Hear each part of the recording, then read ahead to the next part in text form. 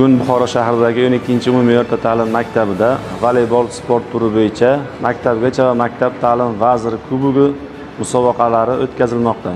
Barcha ishtirokchilarga bugungi sport musobaqasiga omad tilaymiz.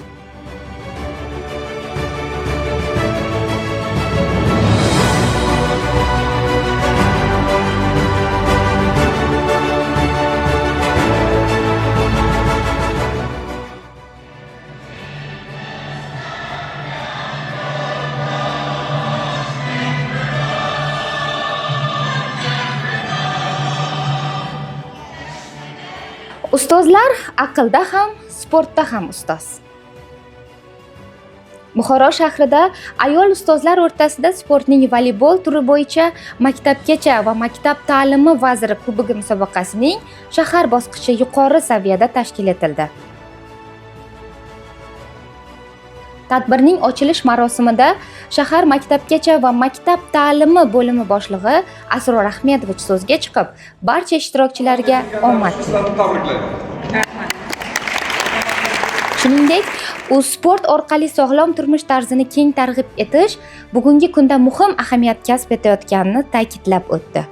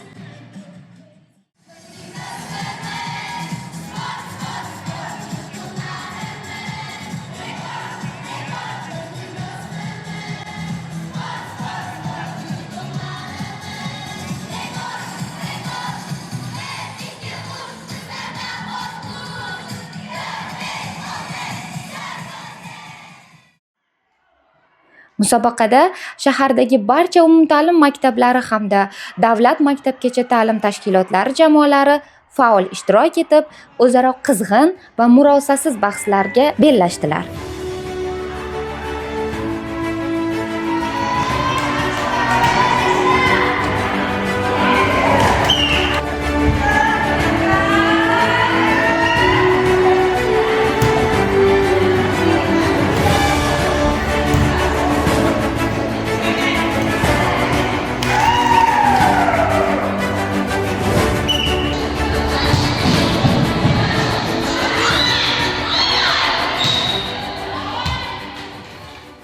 Musobaqa yakuniga ko'ra, birinchi o'rin 12-sonli umumta'lim maktabi, ikkinchi o'rin 29-sonli umumta'lim maktabi, uchinchi o'rinni 20-sonli maktab jamoalari qo'lga kiritishdi.